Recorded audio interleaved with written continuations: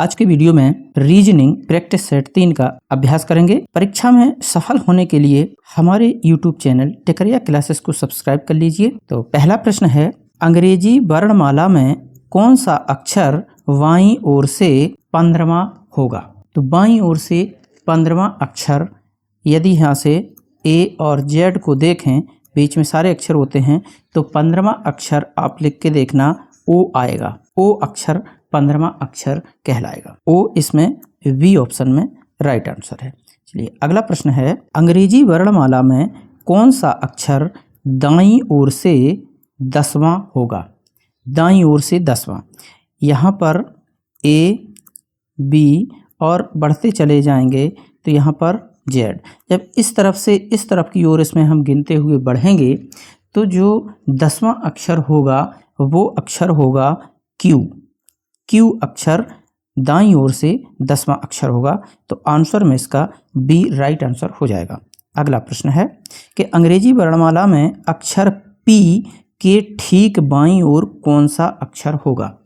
P के ठीक बाईं ओर, यहाँ पर M, N, O, P, Q, R, S, मान लो ये अंग्रेजी वर्णमाला है और इस अंग्रेजी वर्णमाला के P के ठीक बाईं ओर, तो P ये है, P बिंदु ये है और P के ठीक बाईं ओर पे O बिंदु आएगा, यानी कि जो अक्षर आएगा वो O आएगा।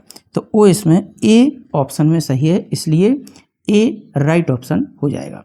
अगला प्रश्न है कि अंग्रेजी वर्णमाला में अक्षर P के दाईं ओर 5वां अक्षर कौन सा होगा? अंग्रेजी वर्णमाला के P के दाईं ओर, यहाँ से M, N, मान लो A से शुरू हुई, M, N, O, P, Q, R, S, T, U, V, W, X, Y, Z, यहाँ तक चले गए। अब अक्षर P अक्षर ये है और इससे दाईं ओर इस तरफ होगा, दाईं ओर। तो दाईं ओर पर कौन सा अक्षर? 5वां अक्षर। तो 1, 2, 3, 4, 5, 5वां अक्षर U होगा। सी ऑप्शन राइट है, U 5वां अक्षर हो जाएगा। चलिए अगला प्रश्न है, अंग्रेजी वर्णमाला में अक्षर R के बाईं ओर 5वां अक्षर कौन सा होगा? O, P, Q, R, S, T, U, V, ये चले जाओ, M, N, O, P, इस प्रकार से है। तो R ये बिंदु है। अब R से कह रहा है कि बाईं ओर 5वां, बाईं ओर का मतलब है कि 1, 2, 3, 4, 5, 5वां अक्षर M होगा, यानी कि इसका A ऑप्शन राइट ऑप्शन है। अगला प्रश्न है कि जिस प्रकार से सैनिक का संबंध सेना से है, उसी प्रकार खिलाड़ी का संबंध किससे है? खेल से है, टूर्नामेंट से है, खेलकूद से है या टीम से है? तो जिस प्रकार से सैनिक सेना का भाग होता है, सेना का एक भाग होता है सैनिक, सेना का एक भाग सैनिक होता है, उसी प्रकार से टीम का एक भाग होता है खिलाड़ी। तो इसका राइट ऑप्शन हो जाएगा डी। जिस प्रकार से सैनिक सेना से संबंधित है, उसी प्रकार खिलाड़ी टीम से संबंधित है। अगला प्रश्न है कि गाय का दूध से वही संबंध है जो वृक्ष का फल से होता है। स्वस्थ रहने के लिए गाय दूध देती है और स्वस्थ रहने के लिए वृक्ष फल देता है। बी इसका राइट आंसर है। अगला प्रश्न है, खरगोश जैसे बिल से संबंधित है, उसी रूप में पागल संबंधित किससे है? जेल खाना से, कोठरी से, बैरक से, पागल खाने से। तो खरगोश बिल में रहता है तो पागल खाने में रहता है। डी ऑप्शन सही ऑप्शन है। अगला प्रश्न है, जिस प्रकार जर्नलिस्ट का संबंध होता है समाचारों से, उसी प्रकार फिलाटेलिस्ट का संबंध किससे होता है? देखिए, समाचारों को एकत्र करना जर्नलिस्ट का कार्य होता है, समाचारों को एकत्र करना जर्नलिस्ट का कार्य होता है, और जो पोस्टल स्टैंप एकत्रित करता है उसको फिलाटेलिस्ट कहते हैं, इसलिए सी इसका राइट आंसर है। अगला प्रश्न है, बीमारी जैसे पैथोलॉजी से संबंधित है, वैसे ही ग्रह किससे संबंधित है? देखिए, बीमारी की जांच पैथोलॉजी में होती है, तो ग्रहों उपग्रहों की जांच खगोल विज्ञान के अंतर्गत होती है, इसलिए डी इसका राइट आंसर है। अगला प्रश्न है कि निम्नलिखित प्रश्नों में 4-5 शब्द दिए गए हैं। दिए गए शब्दों में से, यहाँ 5 नहीं 4 शब्द दिए गए हैं। दिए गए शब्दों में से एक शब्द के अतिरिक्त सभी शब्द किसी प्रकार समान हैं, अतः उनका एक समूह बनता है। वह एक कौन सा है जो इस समूह में नहीं आता? जैसे कि गेंडा, शेर, बाघ और भेड़िया। तो यहाँ पर यदि हम देखें कि गेंडा के अलावा बाकी ये तीनों मांसाहारी होते हैं, ये मांसाहारी जंतु हैं, और गेंडा शाकाहारी होता है, यानी कि यही एक अलग है। ये इसका राइट आंसर है। अगला प्रश्न है कि निम्नलिखित प्रश्नों में 4 शब्द दिए गए हैं। दिए गए शब्दों में से एक शब्द के अतिरिक्त सभी शब्द किसी प्रकार समान है, अतः उनका एक समूह बनता है। वह एक कौन सा शब्द है जो इस समूह में नहीं आता? जैसे कि त्रिभुज, बी ऑप्शन में है वृत्त, सी में है गोलक और डी में है वर्ग। तो यहाँ पर त्रिभुज को देखें, वृत्त को देखें और वर्ग को देखें।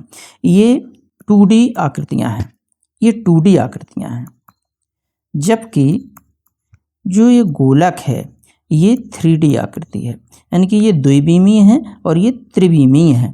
3D आकृतियाँ बोलते हैं, इसलिए यहाँ पर सी ऑप्शन अलग हो जाता है। गोलक इन तीनों से भिन्न है। अगला प्रश्न है वही है कि 4 किसी न किसी रूप में एक जैसे हैं और एक भिन्न है, उस भिन्न को छांटना है। तो यहाँ पर दिया है लाल, सफ़ेद, नीला और पीला। तो यहाँ पर जो सफ़ेद है ये अलग है। ये अलग कैसे है? क्योंकि लाल, नीला और पीला ये सभी इंद्रधनुष के रंग हैं, इंद्रधनुष के ये रंग हैं, और केवल सफ़ेद रंग इंद्रधनुष में नहीं होता। तो इस प्रकार से बी इसका राइट आंसर है। सफ़ेद इंद्रधनुष का रंग नहीं है, बल्कि लाल, नीला, पीला सभी इंद्रधनुषी रंग हैं। नेक्स्ट प्रश्न है कि निम्नलिखित प्रश्नों में वही है कि 4 किसी न किसी रूप में एक समूह बनाते हैं और एक समूह से हटके है। जैसे कि पेट्रोल, कोयला और प्राकृतिक गैस, ये सभी ईंधन हैं, ईंधन के रूप में प्रयोग किए जाते हैं, जबकि वायु इनमें से भिन्न है। सी ऑप्शन राइट ऑप्शन है।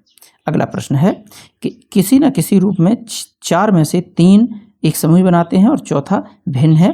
तो जैसे कि मंदिर, मस्जिद और गिरजाघर, ये तीनों पूजा स्थल हैं, ये पूजा स्थल हैं, जबकि प्रार्थना इनसे भिन्न है। बी इसका सही उत्तर है। अगला प्रश्न है कि यदि रोम को मोर लिखा जाता है तो डेयर को क्या लिखा जाएगा? रोम को मोर लिखा जाता है, इसका हमको पैटर्न समझना है। इसका कैसे इसको इसमें लिखा जाता है? ये रोम लिखा ROM और E, और इधर इसको मोर बनता है ये।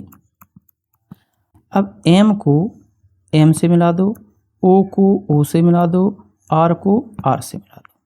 इसी प्रकार से यदि हम डेयर को लिखें DARE,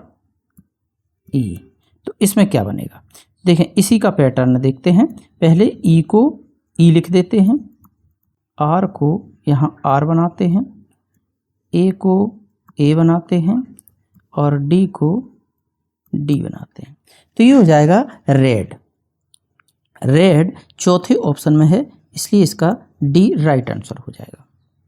अगला प्रश्न है, एक निश्चित कूट भाषा में आतिश को अहिष्ट के रूप में और महक को एहक्म के रूप में लिखा जाता है, उसी कूट में नरगिस को किस रूप में लिखा जाएगा?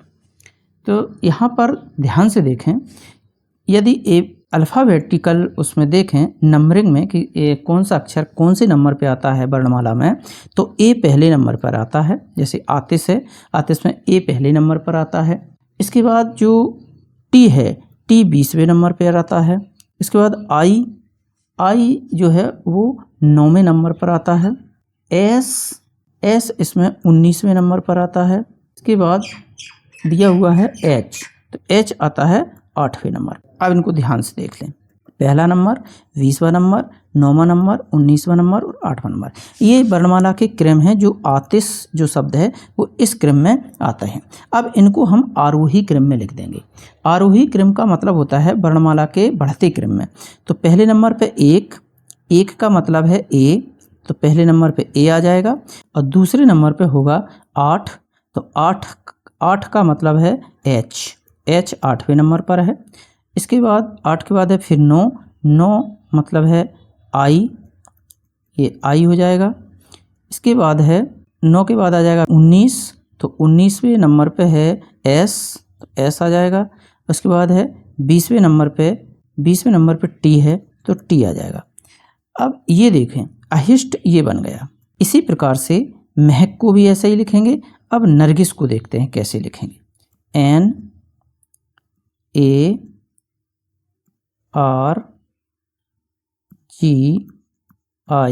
और S। अब N का नंबर देखते हैं कितना है। N जो वर्णमाला में जो N का नंबर होता है वो होता है 14वां। N 14वें नंबर पर होता है, A पहले नंबर पर होता है वर्णमाला में यदि देखें।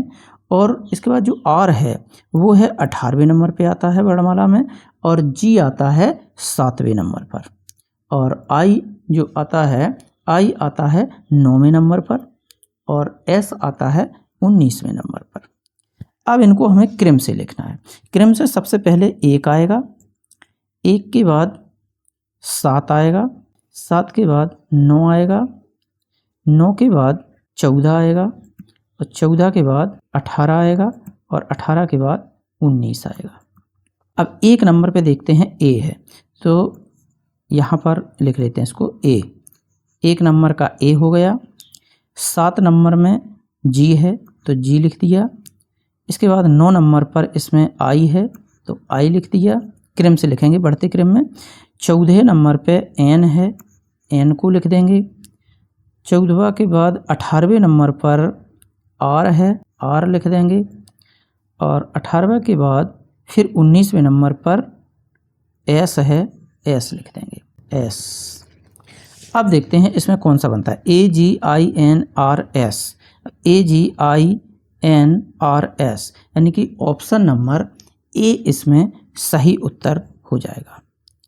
इस कूट भाषा में ए ऑप्शन सही है। अगला प्रश्न है कि यदि एक कूट भाषा में काइंडले को LDNIK लिखा जाता है तो एक्सोटिक को किस प्रकार से लिखा जाएगा। ये यहाँ पर एक कूट भाषा दी गई है और इसको हमें लिखना है। तो यहाँ पर देखेंगे जैसे काइंडले KINDLE, यदि इसको देखें तो ये इधर से विपरीत क्रम में लिखा गया है, ELDNI और K, ये उल्टा लिख दिया गया है। इसी प्रकार से यदि हम इसको लिखें OTIC, तो ये उल्टे क्रम में लिखेंगे। उल्टे क्रम में इधर से CITOXE। अब ये देखेंगे कौन सा ऑप्शन इसमें सही बैठ रहा है। तो इसमें जो ऑप्शन आ रहा है वो आ रहा है CITOXE, डी नंबर का option, CITOXE, D option right answer हो जाएगा। अगला प्रश्न है, इसी कूट भाषा में ब्रंजल को लाजनिर्व लिखा जाता है, उसी कूट भाषा में लेडी फिंगर को क्या लिखा जाएगा। तो इसमें भी हम देखेंगे कि इसमें भी क्रम विपरीत कर दिया गया है। जैसे बी, ये एल है, ये एल आ गया, ये ए आ गया, AJNI R, और लास्ट में बी आ गया। इसी प्रकार से लेडी फिंगर को हम सबसे पहले आर लिख देंगे, फिर ई लिखेंगे, जी लिखेंगे, एन लिखेंगे, आई लिखेंगे, एफ लिखेंगे, वाई, डी, ए और एल। अब ये देखेंगे किस में फिट बैठ रहा है। तो REGNIFYDAL, यानी कि ये सी ऑप्शन राइट आंसर हो जाएगा। अगला प्रश्न है, यदि ये शब्द दिया है कि कारपेट की कुंजी कोड TCAEAPR है, तो नेशनल की कुंजी कोड क्या होगा? तो यहाँ पर पहले हम इसको लिखते हैं CARPET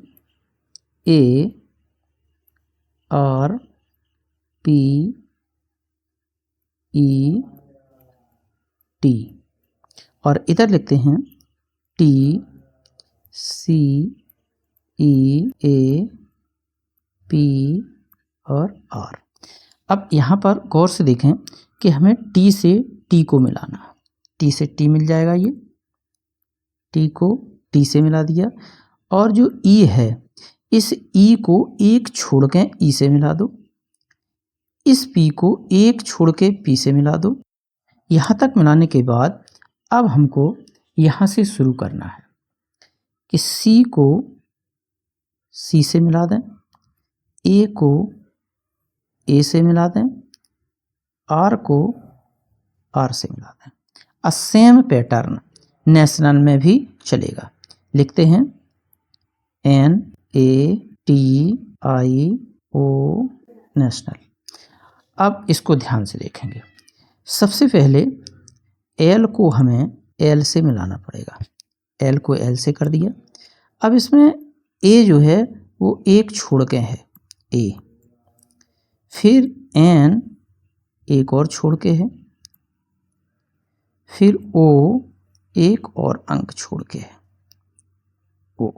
अब इस तरफ से देखते हैं, N यहाँ पर N हो जाएगा, A को यहाँ पर A से, फिर T यहाँ पर T बन जाएगा एक छोड़ के, और यहाँ से लास्ट में I बन जाएगा, यहाँ I हो जाएगा।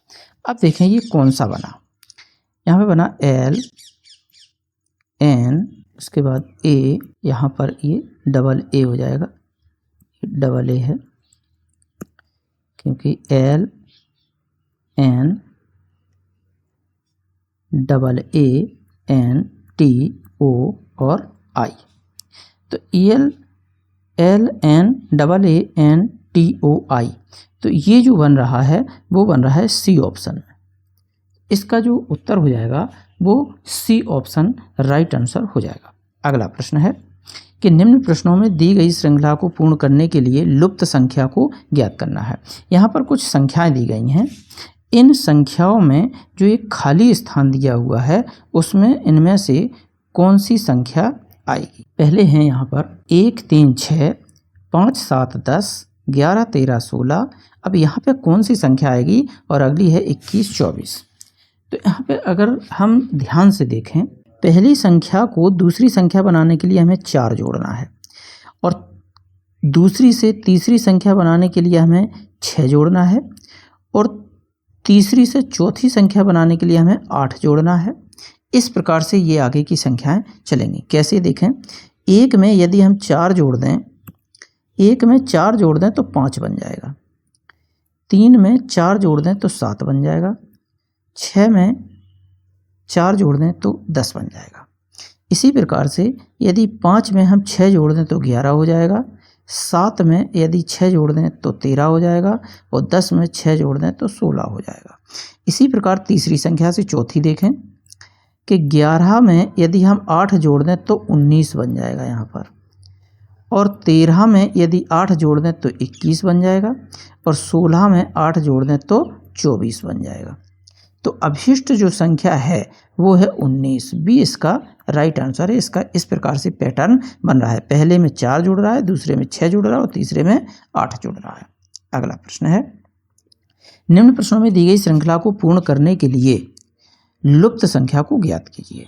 यहाँ पर संख्याएं दी गई हैं और एक पैटर्न से दी गई हैं। एक पैटर्न को हमें पहचानना है कि किस पैटर्न में ये संख्याएं आगे बढ़ रही हैं।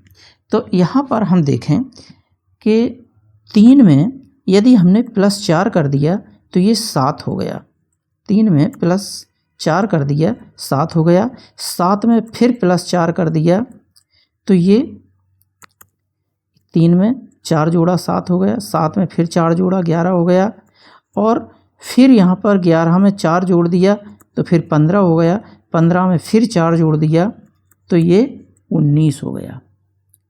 तो यहाँ पर सभी 4 4 जुड़ रहे हैं, इसलिए यहाँ पर अगली संख्या 19 हो जाएगी और डी इसका राइट आंसर हो जाएगा। अगला प्रश्न देखते हैं।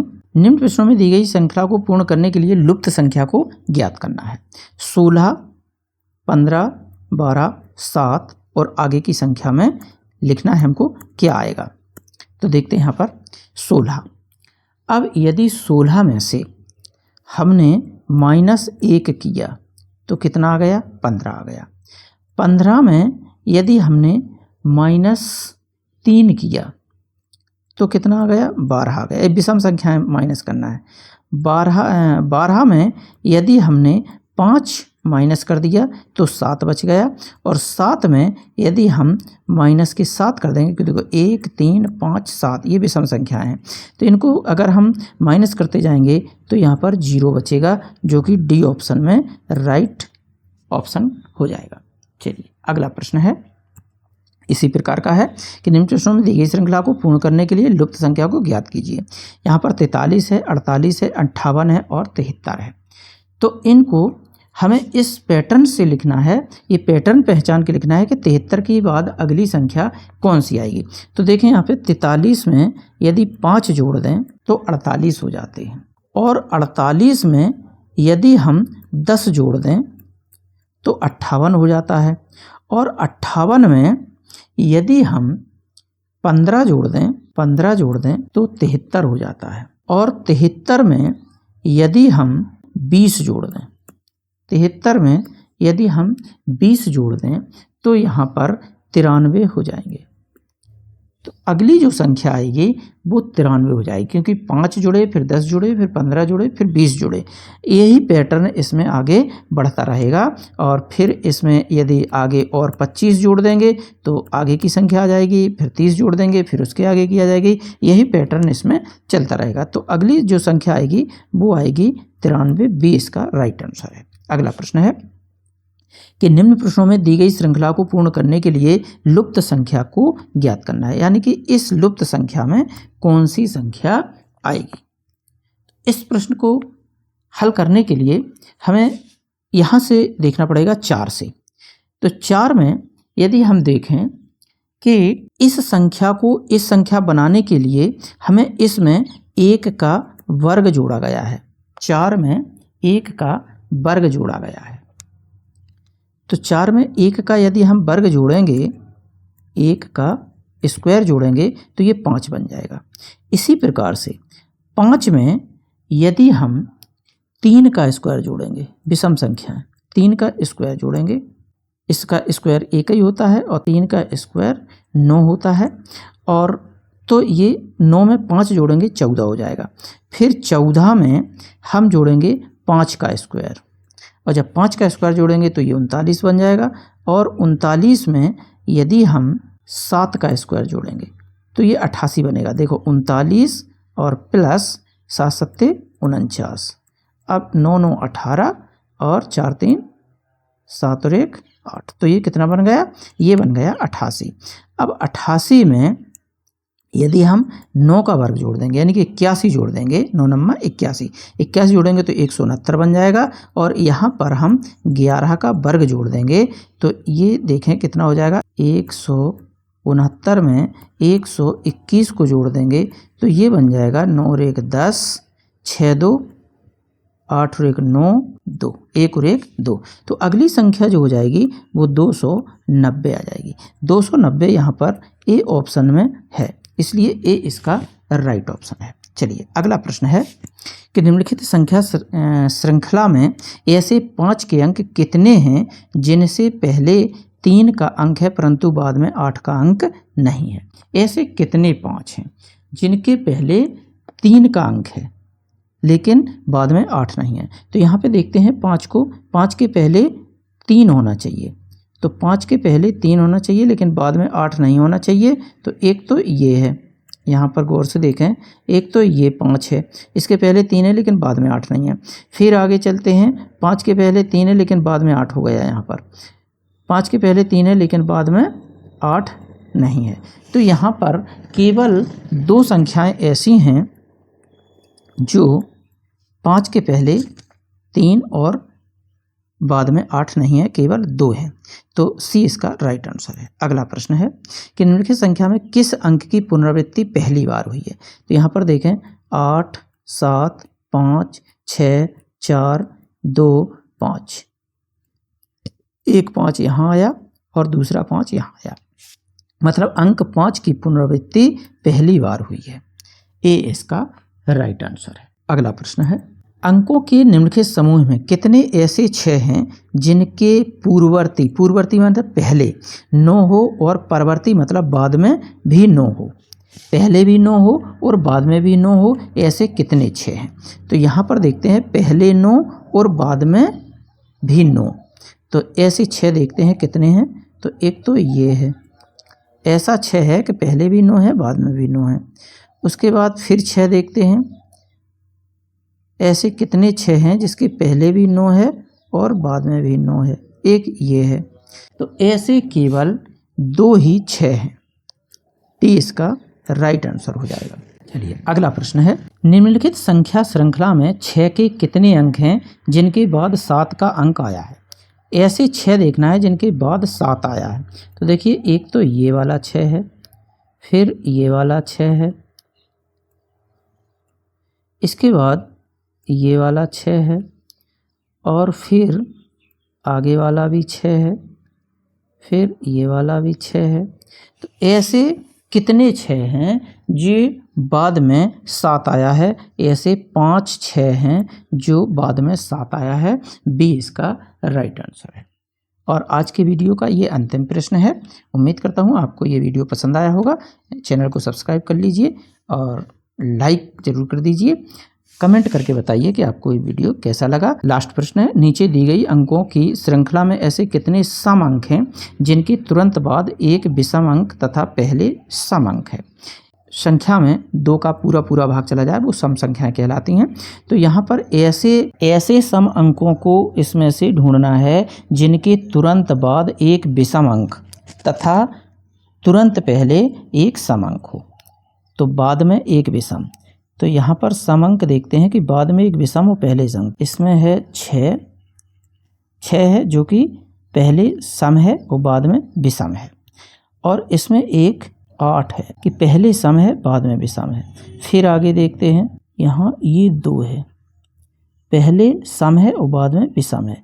फिर यहाँ पर और देखें तो यहाँ पर 8 है, पहले सम है और बाद में विषम है। तो ऐसे केवल 4 ही दिए हुए हैं जो इस शर्त को पूरा करते हैं, इस श्रृंखला को पूरा करते हैं। डी इसका राइट आंसर है। मिलते हैं नेक्स्ट वीडियो में, तब तक के लिए जय हिंद।